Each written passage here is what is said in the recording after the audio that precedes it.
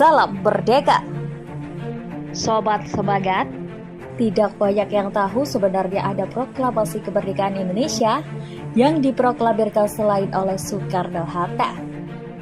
Proklamasi kemerdekaan itu adalah proklamasi polisi yang dilakukan oleh para polisi pejuang Republik Indonesia di Surabaya yang tergabung dalam wadah pasukan polisi istimewa. Keberadaan polisi istimewa ini sangat menentukan arah perjuangan revolusi Indonesia yang digaung-gaungkan oleh Presiden Soekarno pada saat itu. Keberadaan pasukan polisi istimewa yang memiliki bobot tempur ini dijadikan sebagai modal awal dalam memperjuangkan serta mempertahankan kemerdekaan Republik Indonesia ke depannya. Sejarah terbentuknya pasukan polisi istimewa yang merupakan cikal bakal berdirinya pasukan Brimob Polri ini berawal dari Tokubetsu Kaisatsutai. Tokubetsu Kaisatsutai ini merupakan kesatuan polisi bentukan Jepang di tahun 1944 saat menduduki Indonesia. Tujuan Jepang membentuk pasukan ini adalah agar dapat digunakan sebagai pasukan tempur apabila terjadi gangguan keamanan dan ketertiban umum yang tingkat intensitasnya tinggi, seperti halnya perampokan massal, huru-hara, serta kerusuhan massal. Jumlah anggotanya sebanyak 60-150 personel di setiap keresidenan. Sedangkan persenjataan yang dimiliki kesatuan polisi ini seperti karabin, watermantel, mitrailleur, serta senjata-senjata dari tentara Belanda. Ada dua kekuatan polisi di Surabaya saat pendudukan Jepang, yakni Tokubetsu Kaisatsutai yang membawai wilayah kota Surabaya dan Tokubetsu Kaisatsutai yang membawai wilayah keresidenan Surabaya.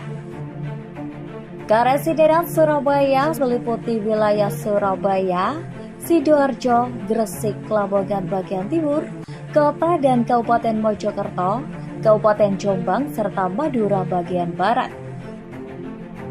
Untuk jumlah personel Tokubetsu Kaisatsutai yang bermarkas di Hofbiro Jalan Parade Plain ini sebanyak 40 orang. Sedangkan jumlah personel Tokubetsu Kaisatsutai yang bermarkas di Jalan Ken Boulevard nomor 7 ini sebanyak 100 orang. Setelah Jepang menyerah tanpa syarat kepada sekutu pada tanggal 14 Agustus 1945, mulailah para kader polisi pejuang ini merumuskan dan menyepakati sikap bersama bahwa keadaan bangsa harus diluruskan arahnya.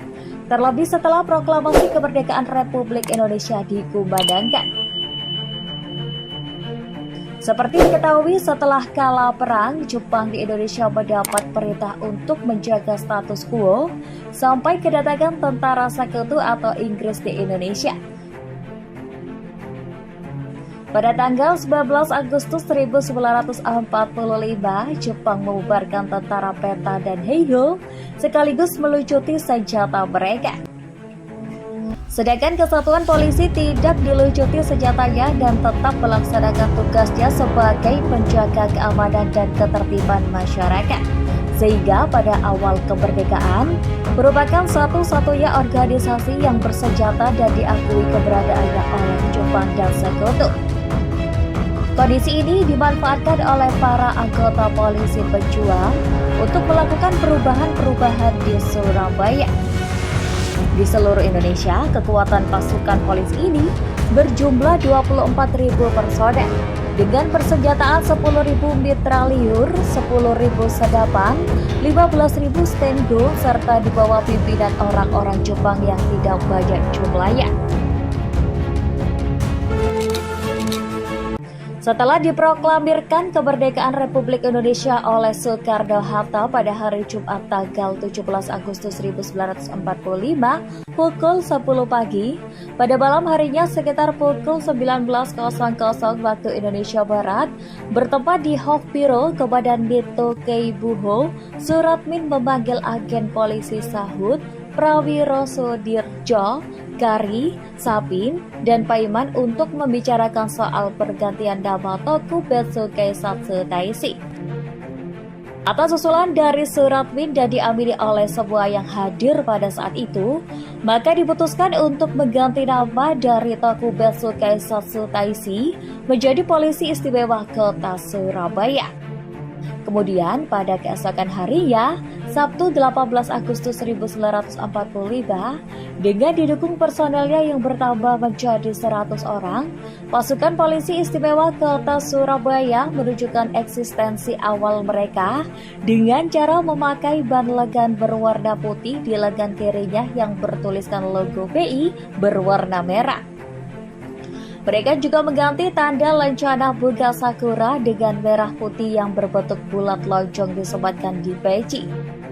Tindakan penting mereka inilah benar-benar memerlukan keberanian yang sangat besar.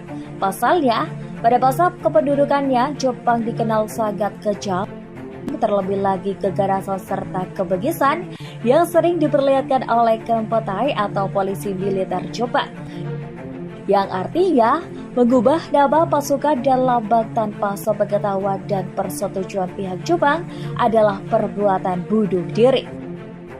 Meskipun posisinya sudah menyerah kalah, Jepang diperintahkan oleh tentara sekutu untuk tetap memegang kendali kekuasaan sebelum mereka mendarat di Surabaya. Seakan tidak mau kalah oleh aksi yang dilakukan para personel polisi istimewa di Hofbiro, Minggu 19 Agustus 1945, berlokasi di asrama Taqubet Sukaisatsu Taishu di Jalan Kun Boulevard nomor 7, seorang agen polisi 3 Nainggolan bersama kawan-kawan yang berhasil mengganti bendera Jepang dengan bendera merah putih dan mengibarkannya di halaman markas di bawah ancaman Kempeitai.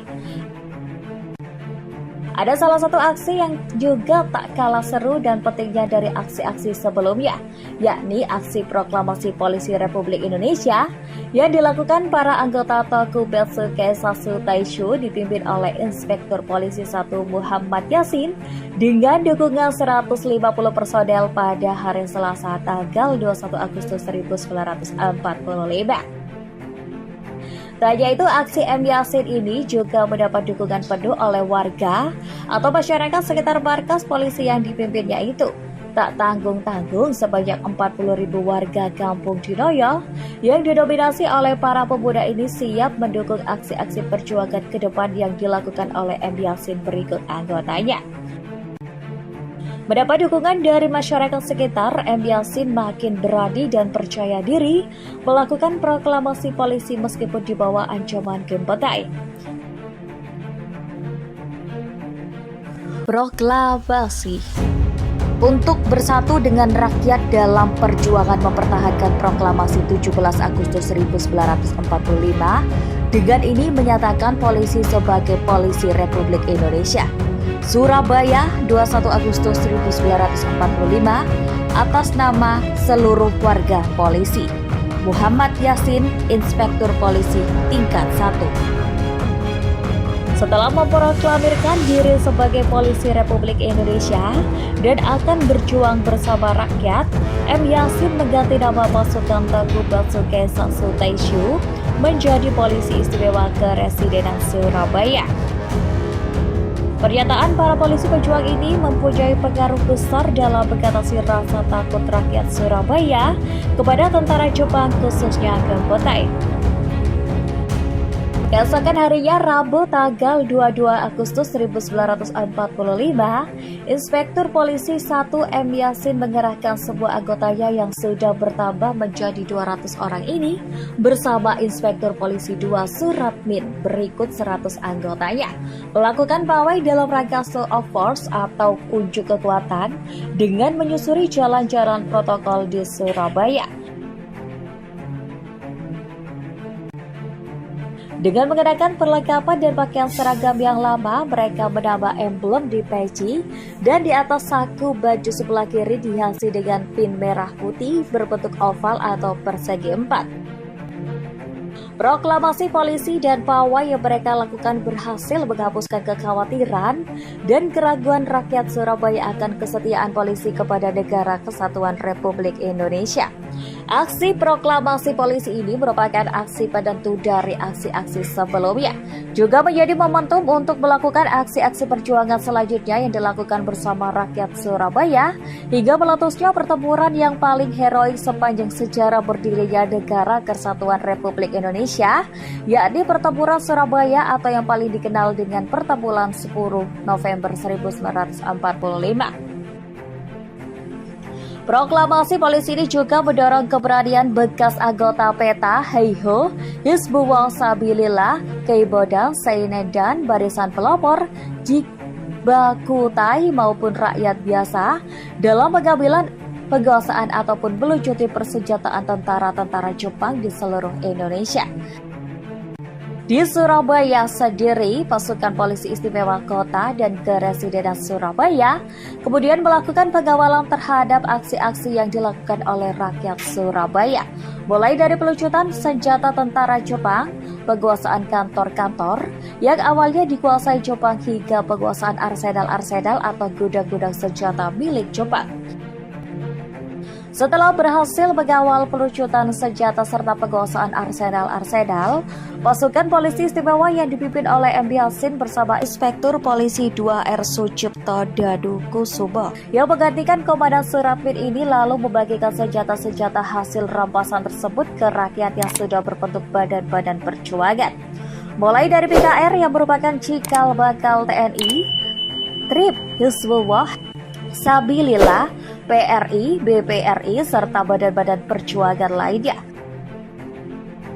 Tak hanya itu, polisi istimewa juga memberikan pelatihan-pelatihan singkat kepada badan-badan perjuangan tersebut sebelum mereka terjun ke medan pertempuran sesungguhnya menghadapi tentara Inggris. Pelatihan itu mulai dari cara memegang senjata yang benar dan aman, bongkar pasang senjata, hingga pelatihan tempur.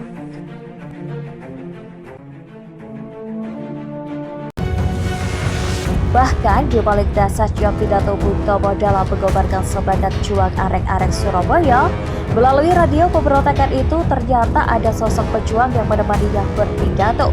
Sosok yang tepat berada di samping Bung Tomo tersebut tak lain dan tak bukan adalah Inspektur Polisi 1 M. Yasin, Komandan Pasukan Polisi Istimewa Kepresidenan Surabaya. Untuk mengenal serta menghormati perjuangan yang telah dilakukan oleh pasukan polisi istimewa terhadap bangsa dan negara, pemerintah akhirnya membangun sebuah monumen perjuangan Polri yang terletak di Jalan M. Yasin Polisi Istimewa dekat markas Tangkuban Sasu Taishu yang sekarang menjadi sekolah SMA Sin Louis 1 Surabaya ini. Bravo Polisi Istimewa, bravo Brimob Polri. Salam Merdeka!